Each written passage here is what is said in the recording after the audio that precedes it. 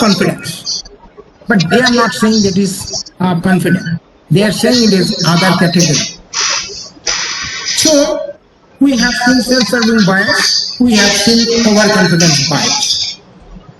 Let us see another anchoring. Has it been dealt with? Anchoring? No, sir. No, No, sir. Not yet. not yet. Okay, it will be dealt. It will be dealt. So, now why anchors are required? Who uses anchor? I am not talking about that brand, anchor brand. Anchor this, anchor so many brand, anchor brand is there. I'm not talking about that anchoring bias. That is bias to that brand. But anchor, we put reference to the biasness. Who uses anchor? Generally, we anchor ourselves to something. For example, a boat is anchored to a bank. Boat is anchored. Actually, that is what I was interested in. Boat is anchored. It is a floating. Boat is floating on the water. And how it is made to stay in one place? By anchoring. That means a volatility in the ship that would float away, it is stuck by what? By anchoring. From there only we have taken the idea. What happens? Tversky and Kahneman, 1974, defined the anchoring bias as psychologically heuristic trait. What does it happen? It makes people rely heavily on a trait that influences people's decision when they access probability-based decisions. And other part of your answer, madam, is correct. When we take a decision, many a time we take a decision on the basis of certainty. Whether a student is good or bad, how do we decide? I believe most of us are from the faculties. Well, majority of the participants, I believe. Is it the case? Okay. Now, how do we decide the student has a very good knowledge? Yes, it is based on the performance. Excellent. The performance of what? Suppose I give a very interesting example. A student got 50 marks. Is a very good student or bad student? In an exam, maybe in behavioral finance. Depends on the performance of his competitors. That is the other. Performance is competitive. On the performance of competitors, his other batchmates. Okay. But without reference, we can't say. Without Reference, because 50 out of what? 50 out of 100 of what? Yes, exactly. Exactly. Next question. The student has passed or failed? By scoring 50, whether student has got the minimum basic knowledge? So we don't know the total marks as yet. Fine. So we require inquiry. Exactly. One is out of how much? One anchor. And out of that, 30% mark is suppose cut-off mark, means 30 plus. Now, do you know why 30 plus is considered most of the time? Okay, that is of course not a domain here. I will not, if time permits, then I will discuss. But there are certain reasons. Now, if I say the pass mark is 75%, then your opinion gets changed. Will you? Is it that? Yes. A boy who scored 50, even out of 100, but when cut-off mark, pass mark is 75, then we say he has failed. What does it mean? It means decisions are same, suppose, but when the anchors are changed, the decisions taken results into different type of outcomes. That was actually Tversky and Kahneman said in 1974. Rousseau and Schumacher in 1992 showed that anchoring bias is a major factor in managing overconfidence. You see, it's again another interesting thing. Somebody may be asking whether biases are independent of each other or biases operating jointly. As we know, in a time series, the different long-range train, long-range train, and then cyclic train, daily train, and seasonal trains, these are there. But how these are related to each other? There are two models. One is additive model, one is a multiplicative model. So in multiplicative model, what we say, one is influencing the others. And in additive model, we say, yes, we can separate the influence of the others. Now here, we find a very interesting finding of Rusho and Shoemaker. They are saying that just now we have seen overconfidence, and they are saying overconfidence is the outcome of the anchoring based on which I am assessing. Now, if the pass mark, if a student knows that he will be able to score 50%, but if he knows that the pass mark is 30, he will be overconfident. But when he knows that the pass mark is 75, but he on an average always gets 50, then he will not be confident. So it is again overconfidence, and this again based on anchoring. With older adults being more likely to exhibit this bias. That is very interesting. Representative bias is similar to the anchoring bias. Again, another. It can be seen as a long-run anchoring bias. Now, another is invading to, one kind of bias is invading to the another. Judgments based on the stereotypes, trends, patterns can lead to representative bias. So, those who are from the finance, those who study about share market, those who look into the patterns and trends, there is a possibility they may engulf into the representative bias, as has been said by Kahneman and Tversky. They are the psychologists. And DeBont and Taylor, another two stalwarts from psychology, and documented that winners and losers in the stock market exhibit representative bias. This is very interesting. And to detect these two related heuristic-driven biases, respondents were presented with a question. Now you see, this complex situation. What is a complex situation? We tried to know anchoring, and we found anchoring is affecting your this confidence level. And anchoring itself is getting influenced by long-run representative bias, long-run anchoring bias, and representative bias is also similar to the anchoring bias. So it is a complex bonding issue. Now what we have to notice here, how these authors actually detected these two related heuristic-driven biases response. What they did, questions in a scenario under specified conditions are given.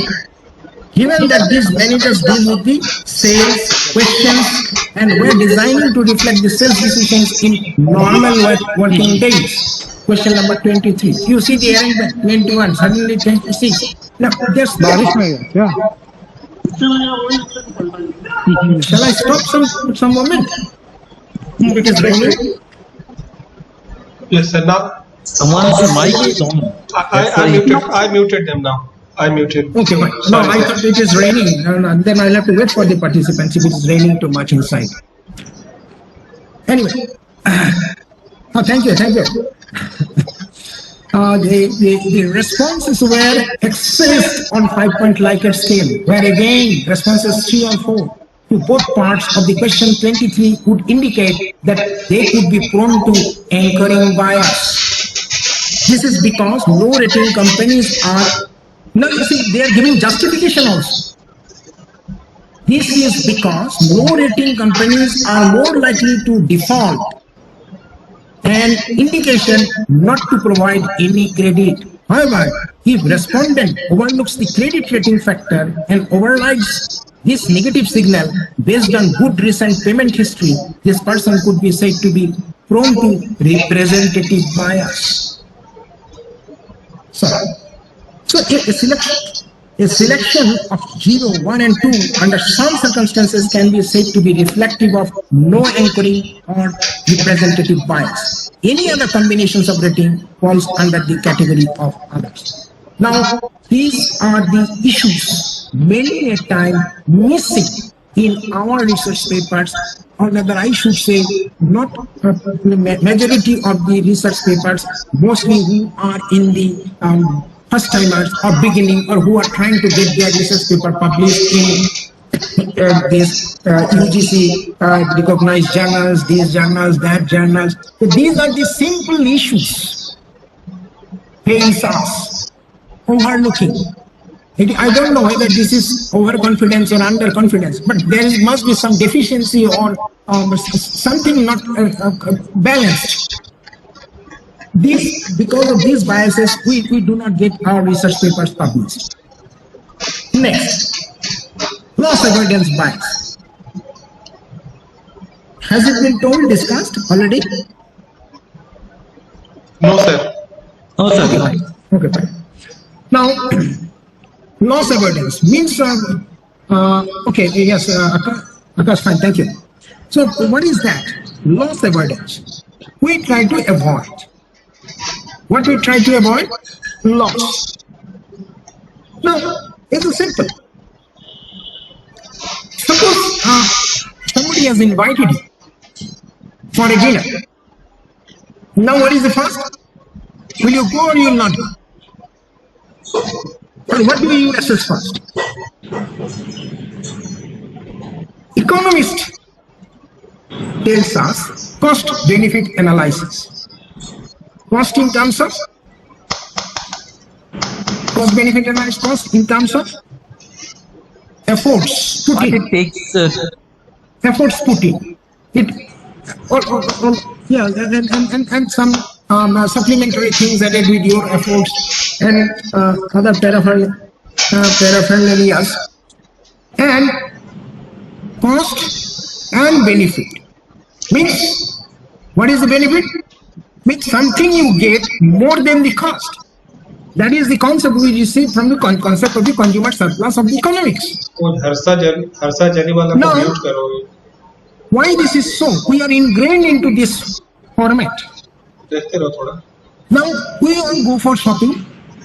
We all know we pay the price to the shopkeeper, knowing fully well that they are charging more than the real cost price of the product. But still we feel happy. Don't we? Still we feel that we have owned.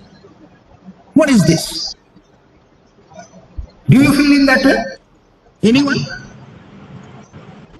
When you go for shopping, you know the the seller is charging some price which is more than the actual cost price.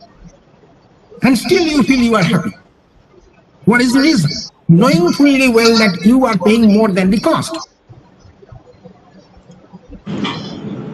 Can anyone Maybe that the buyer was trying to buy that since long and was not actually getting it anywhere. And after getting it, even if it was overpriced, Right. the buyer didn't hesitate it. Does it mean only few products? No, Madam Jane, If the customer, sir, it is if not the because customer of- is if the customer believes that in the future the price will go high. Okay, fine. Any other answer? I am not saying that this answer is wrong or this answer is correct. I am trying to elicit. He is happy with the quality of the product. Okay, fine. Issue is very simple. It is, we call the concept, what we have, almost everyone has studied all the consumers surplus. Can you understand this? Yeah. Consumer surplus. Yes, sir. So I think it's all about the willingness and the ability It to is a pay. kind of mental accounting, madam.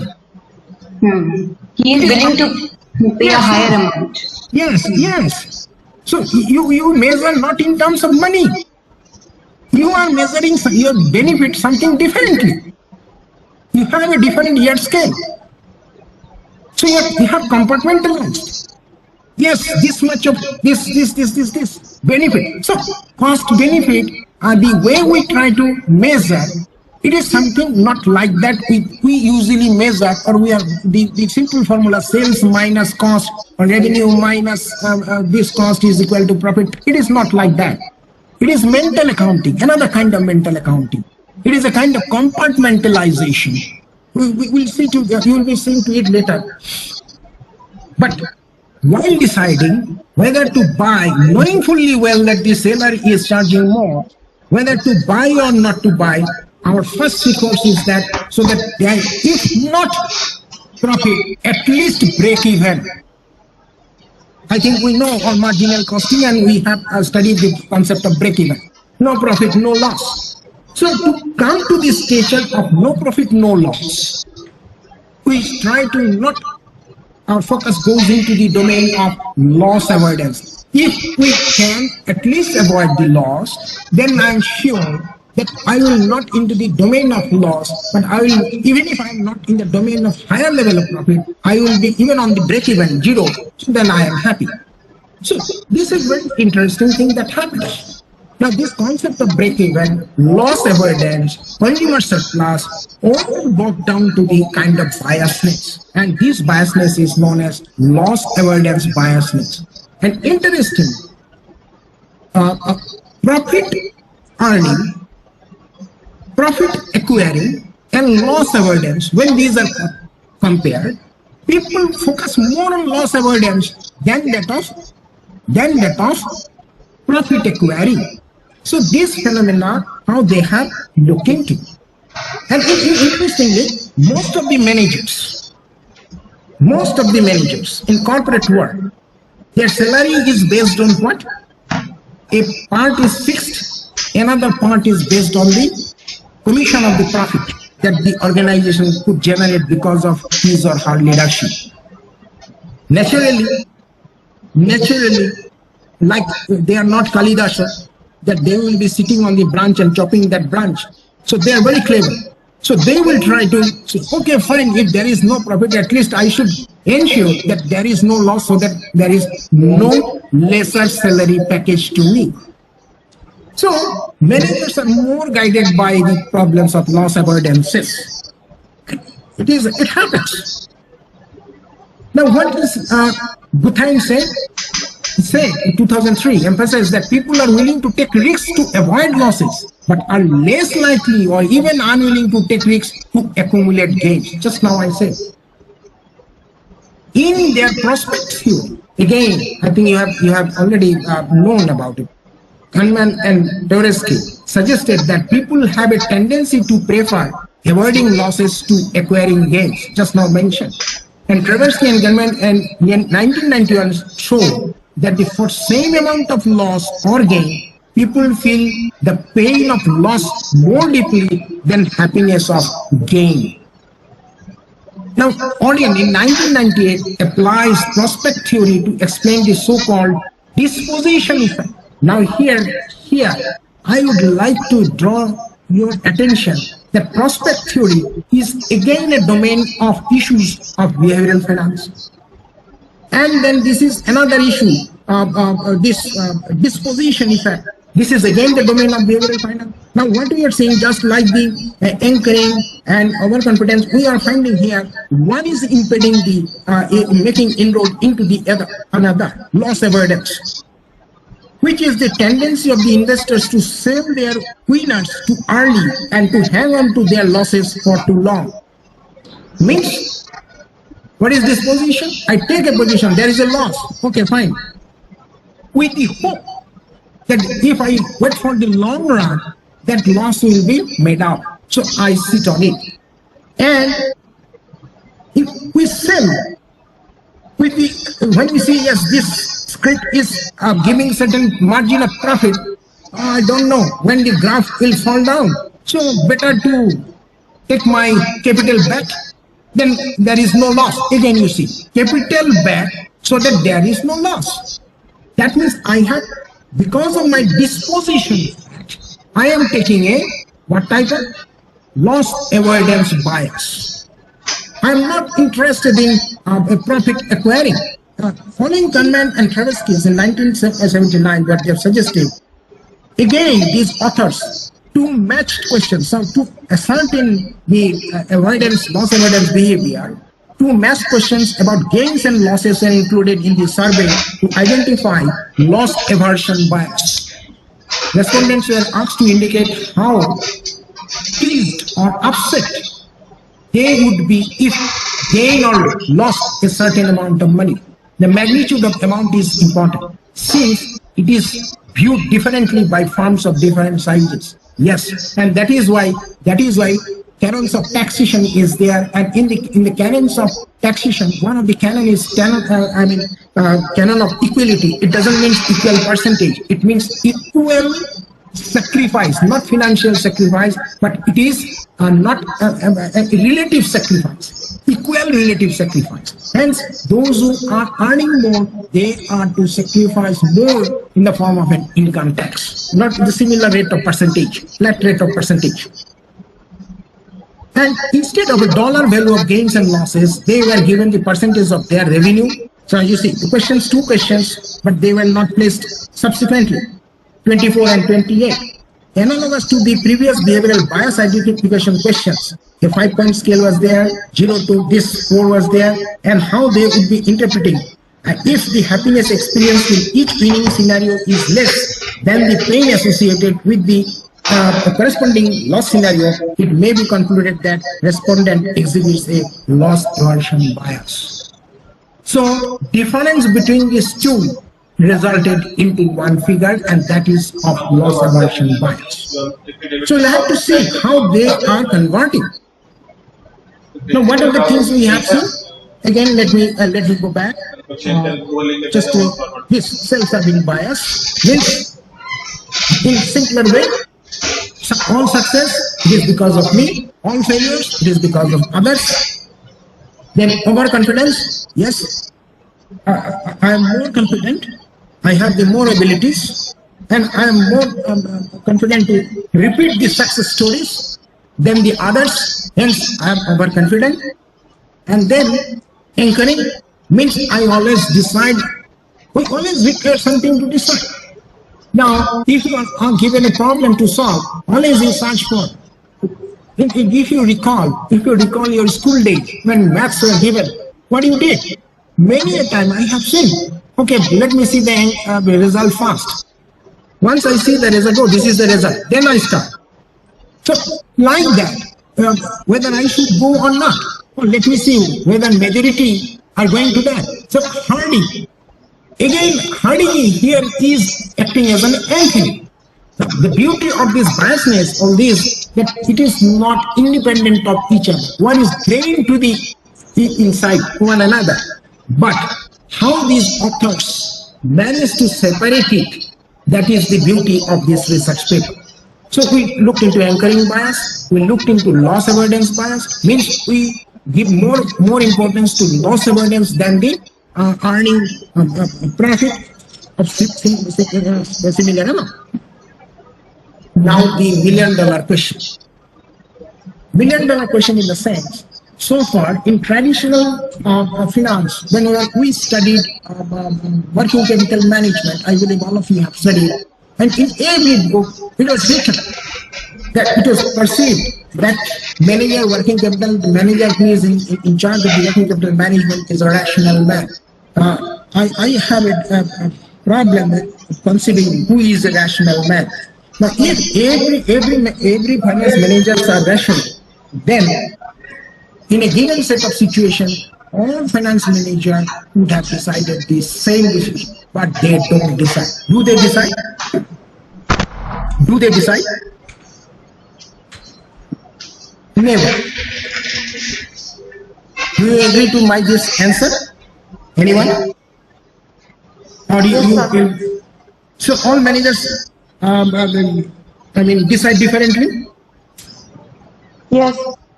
Can you give example, anyone, in support of this statement?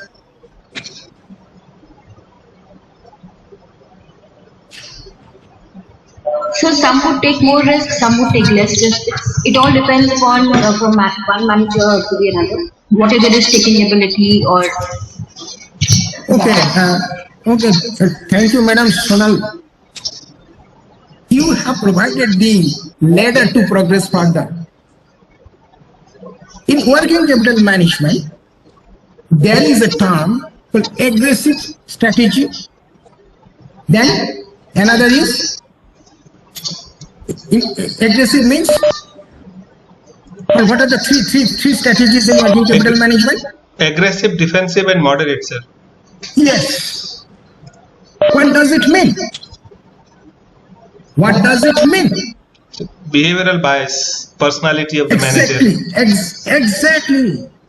In financial management, in traditional financial management, we have tacitly accepted the fact that rationality in financial management doesn't exist. It cannot exist. But still they were teaching that men are rational. If rational, everybody will be deciding in the same way.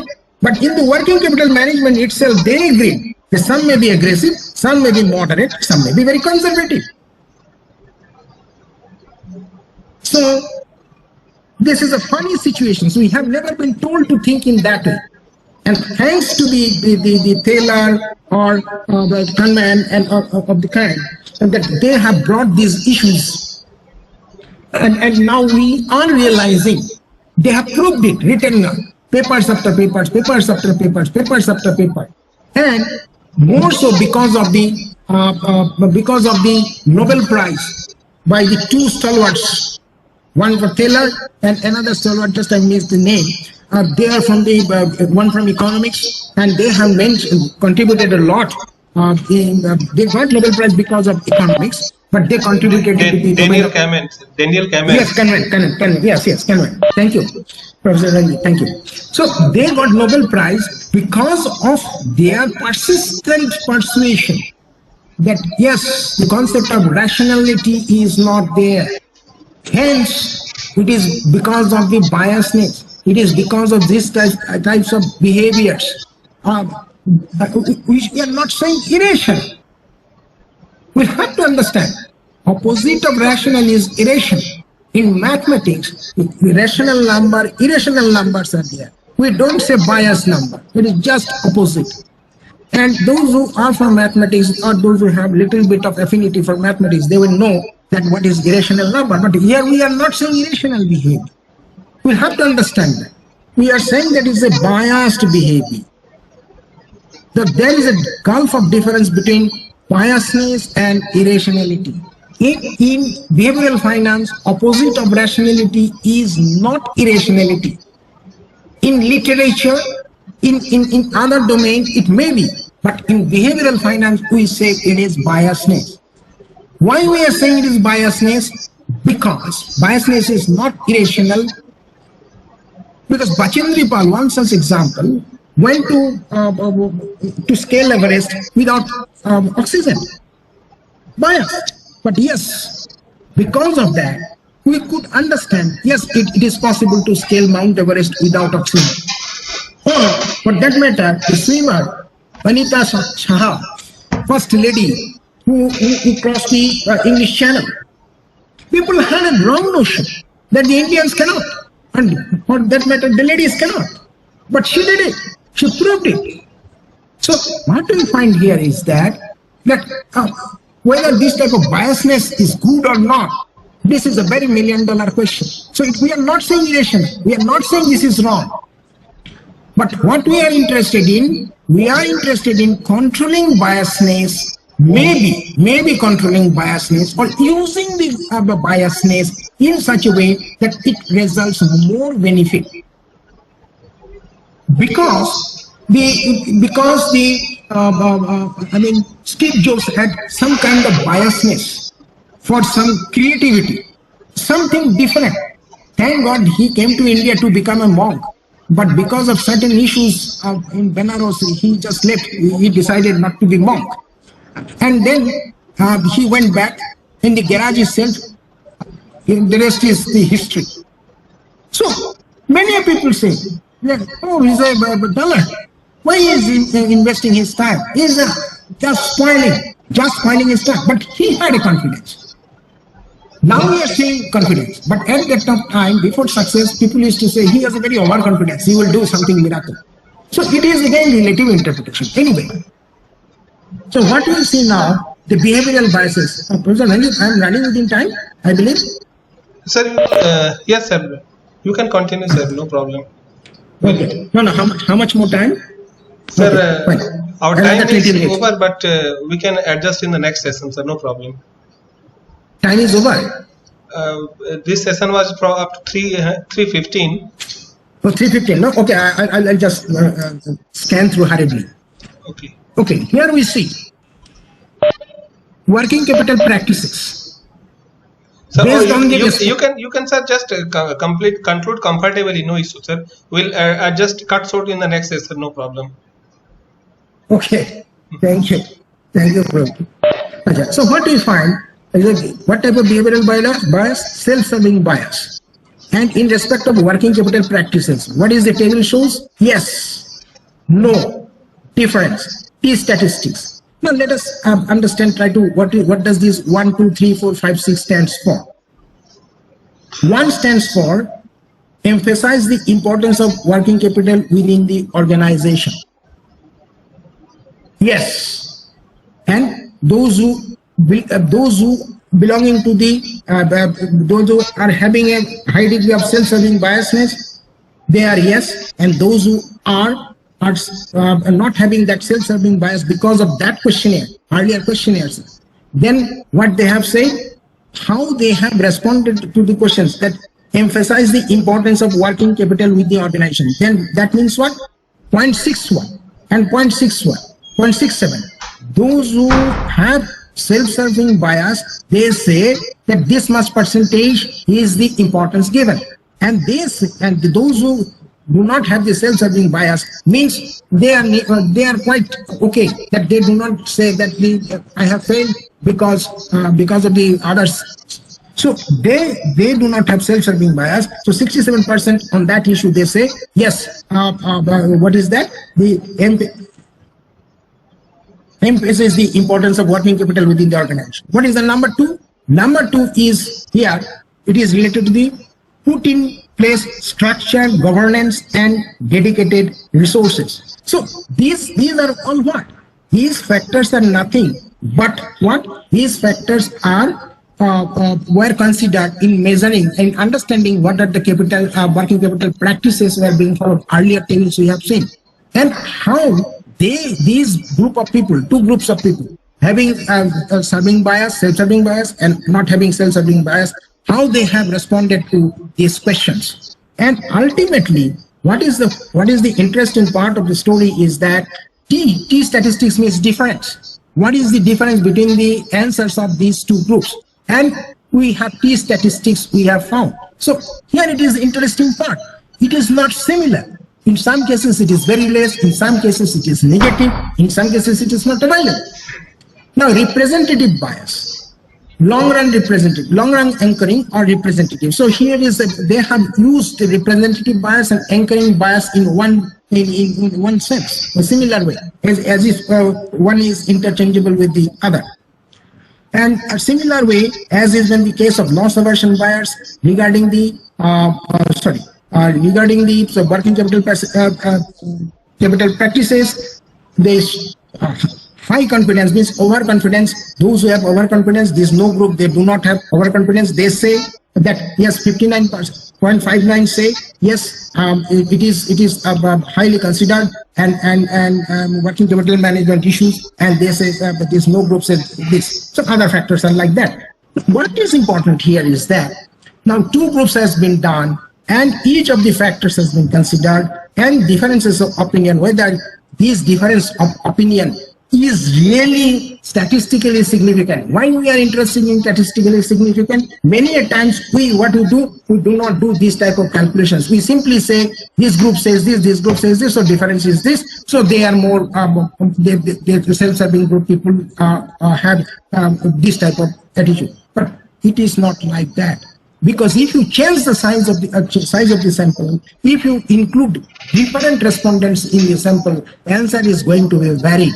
So what will be the issue, whether this result will remain same or it will vary if there is a change in this sample component? I'm not talking about size. Those who are that is again part of the statistics. So we use T statistics to explain that. Means this is true in the sample, whether this will be T statistics tells us whether this will be true in the population or not. Many a time we do not do these statistics. Simply based on the sample, we say that in the sample 50%, 60% says this, so we say majority has said this. But if you do these test of proportion, T statistics or like that, or Z statistics, we'll find that it may be something different.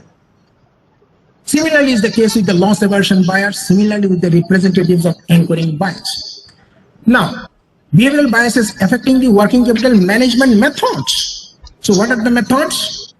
What are the methods? It is rollover agreement. Number 2 is term sheet. Number 3 is collection agency. Number 4 is securitization. Number 5 is outsourcing. And number 6 is factoring. So these are all what? Working capital methods. And we see this self-serving people having, falling into the domain of self-serving bias and no such bias, or high confidence bias, or no high confidence bias. So their opinions have been, it has been studied, and then they have come to the, similarly for less aversion bias, representative bias, this has been studied, and they have, what is the conclusion ultimately?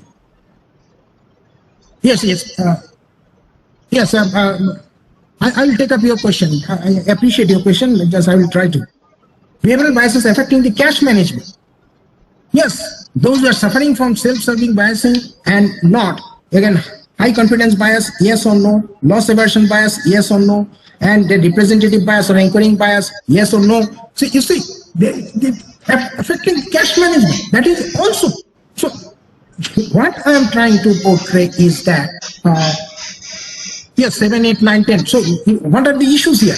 Managing cash, the diversification of bonds, and then cash management decisions like that. These are the various issues which are necessary for cash management, and where some objective decisions are not possible. Objective decisions are not possible. Then when there is a issue of subjective assessment, obviously biasness sets in. Now, similarly, factors affecting cash management with behavioral biases. So, cash management, here also we find same thing. Now, what are the issues considered? Exchange rate, there's the biasness, inflation rate, there's understanding of inflation rate. When people suffering from different types of biasness, they think it differently. Liquidity on security markets, efficient financial systems, and technological advances, market regulation, interest rates, financial banking environment, economic environment, and overall security costs. This perception, certain understanding, certain perceptions of the financial managers is required for cash management. But if one is suffering from self-serving, they will behave in one way. If one is suffering from high confidence, another way. Loss aversion, another way. Representative this. Now, if one person is suffering from yes in self-serving and no in high confidence, then how he or she will behave? Yes, these are the issues which was not taken care of in this paper. So you have the chance to look into this and go further. Behavioral bias affecting working capital risk management. This is again the same thing. My risks about what? Cash and liquidity risks, interest rate risks, credit risks, operational risks, foreign exchange risks, and political risks. Now here in this risk management also, these managers, because of the biasness, they perceive differently and act differently. Now, behavioral biases affecting the key value metrics. What are the key value metrics? Now, net working capital, return on investment, risk management, then cash conversion cycle or working capital cycle, benchmarking, and weighted average cost. These issues, value metrics, these are again influenced by this biasness of the manager. Next, inventory. So is the case with the inventory management. Now, MRP, sales forecasting, just-in-time management, or inventory models, EOQ, economic productive quantity, ERP, and SCM, whether to be used ERP or not, how ERP will help in preventing loss or getting profit, or should we anchor this ERP because other companies are using and getting profit? So shall I anchor that information and we use to take a decision? So these are the issues never told in traditional management, financial management or such working capital. But when we look into from the perspective of behavioral finance, we find, yes, this biasness impacts. In debt management, yes, in debt management, it also affects. Now, what are the issues in debt management? Like the, this is simple, I can, not affecting the preferences for sources of funds. That is very interesting. What are the sources of fund? Overdraft and line of credit, money market, cash advances, bank bills, bonds, debentures, term loans, and stocks.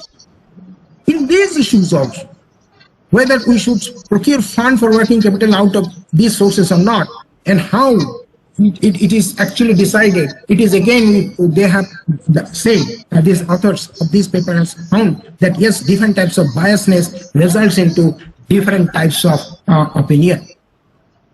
Now, what is the conclusion, overall conclusion? We find that it is simple that cash, inventory, accounts receivable, accounts payable, and risks, these are the sub-branches of working capital management, and that they say there is a neglected area, as 60% of the respondents of the survey emphasize the importance of working capital management.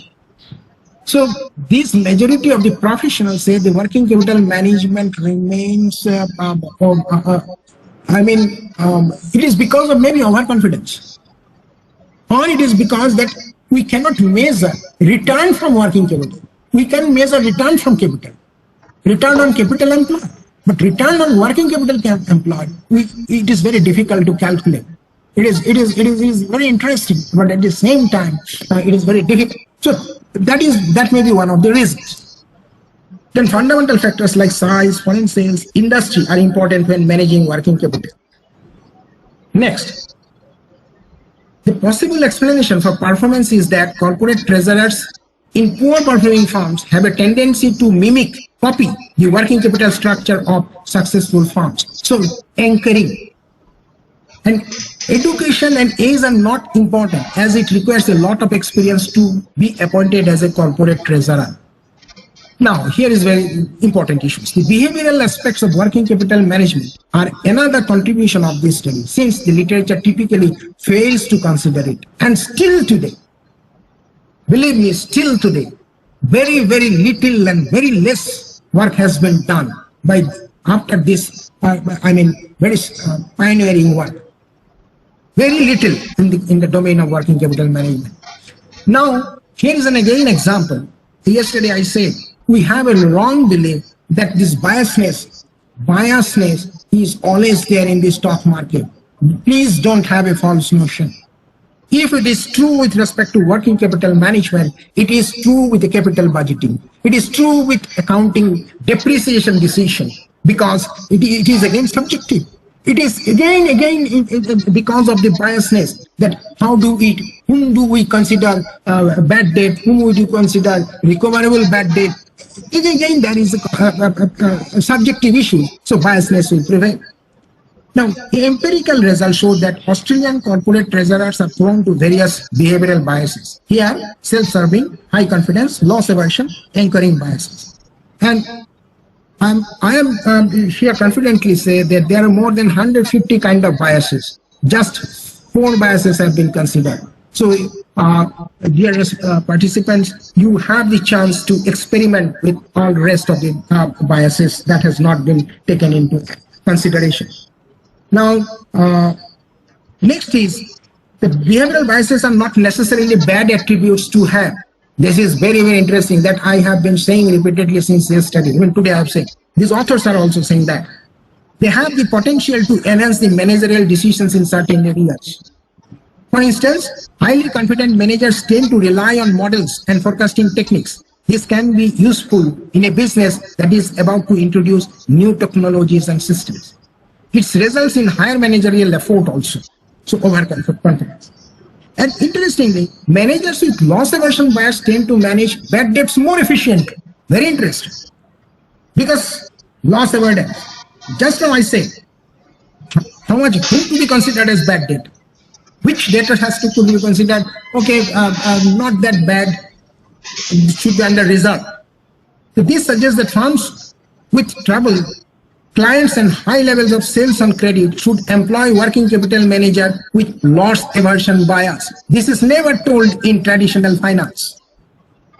Corporate treasurers with anchoring bias or representative bias tend to pay more attention to the distressed firms.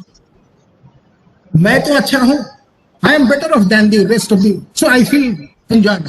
So if a firm is in distress, it should consider hiring a manager with representative bias. That is very interesting. And corporate treasurers with self-serving bias focus on external factors and tend to be a good risk manager. Now, this is very interesting. Putting the blame on the others for the failure by the self-serving bosses, biased bosses, they have a role to play because they take care of the external factors better, and that is how external risk management is possible. If a firm wants to manage risks, the findings suggest that managers with self-serving bias will be useful irrespective of market conditions. Now, another important point, psychological evaluation of the corporate treasurer is likely to boost efficiency of some specific areas of working capital management. So this is again, before appointing, they are suggesting that before appointing working capital manager, it should be a tenure based. It should be a situational based appointment. You cannot appoint a working capital manager for all the period, all the time. It is just like they are the firefighters. If the environmental situation is that, and okay, to handle this type of situations, we require a self-serving biased manager, or we require anchored driven or bias driven manager, or we require overconfident biased managers in certain situations. So this is a new opening for even for the HR people. Now, how to research in these areas in the future, as suggested by the authors? This is under research areas, so there is a scope for future studies. One approach would be experimental work. Again, experimental work. Now, Professor Banerjee, Nobel laureate, what was his full name, Ranjit? Abhijit Banerjee. Yes, thank you, ma'am. Abhijit Banerjee. Now, why he got Nobel Prize? Not because of he said something different. What? Because he said what he said, it is based on a unique type of research design, experimental research design, Latin square design, these design which are mostly used in agriculture field. A research design which is mostly used in agriculture field. He carried the idea and took it to the another discipline which is not related to the agricultural field. And he proved a lot of things which we were not able to explain. Now they are suggesting, his authors are suggesting that the models yes, man, trial, it is a trial, excellent. That is inside the stories are there, but because this, I will not go into that as time is short, but yes, trials are important. With experimental work, whereby working capital managers are provided with how we do experimental work. They have said they have to be managers will have to be provided with fictitious decisions making scenarios. With what purpose? Testing the effect of behavioral biasnesses in a controlled manner. When you know that maybe there are 10%, just for example, one person is suffering from high doses of overconfidence, one is maybe high doses of anchoring, one is high doses of loss avoidance, and we give the same situations and how do they decide? If it is true for 10, it can be for 1,000, it can be for 1 lakh also, and then we can say, okay, if this is the situation, this type of people behaves in that. This is how they are suggesting. What is the another way to do research in the future? Use of case studies, as they have done. So this is their, but this is what they have said. Some questions we can raise. Does working capital management return gets influenced by behavioral biases? This has not been studied by these authors. Whether the observations in this paper are valid across the globe or they may be different. This is $1 million question. Because cultures are different. What is true in the Western countries, Western model, that is not equally good in those Oriental countries. It has been proved because management is culture driven. But is it incorrect to get biased? No. Are there other biases that to affect working capital management? Perhaps no, perhaps yes, because we do not have research results as such. But for this 4, we are sure. when there are more than 150 different types of biases. Whether other areas of traditional finance gets affected? Yes, when working capital gets affected, then obviously, the decisions relating to the fixed assets also get affected. Then elements of different fixed assets get affected. Then your loans and long-term liabilities, short-term liabilities also gets affected. When all these, subsections of your balance sheets gets affected, then your capital structure, capital designing, capital gearing all gets affected. And when you think of profit, means the profit is added to the capital, and that has affected the capital structure. So again, profit being the function of your sales and your cost, but they are also affected by behavioral biases. Each elements of the sales, each elements or sub-elements of cost, like factory overhead, or factory overhead, office overhead, sales overhead, and so on and so forth. There is also doses of biases. So behavioral cost accounting is there. So it is effective. So my intention was to encourage you to do research into the domain of working capital management through the perspective of that biasness of the behavioral biases. So from my side, this is now I need something. If Professor Ranjit allows some feedback from the participants, of course, or general observation. Yes. Now the participants, if they have any question, they can. The feedback is already we are getting in the chat box. They are asking for the paper. No, paper will be given. It is easily available. It is DOI. Directory. Okay, I'll provide it to the. Okay, sir. And what is important is that somehow I could not incorporate the entire questionnaire, but I would have loved. That is the certain problem. How questions are set and how we have to be very careful on Google Scholar. I'm not getting who said actually Google Scholar. What is the issue? No, yes. They are saying that the paper is available on Google Scholar. Yes. It is available. Yes, it is available. Yes, sir. This is not a question, sir. This is an affirmative statement. Okay, fine. No, that is. Sir, No, and anything else? Yes, please. Sir, thank Yes, you yes. very much for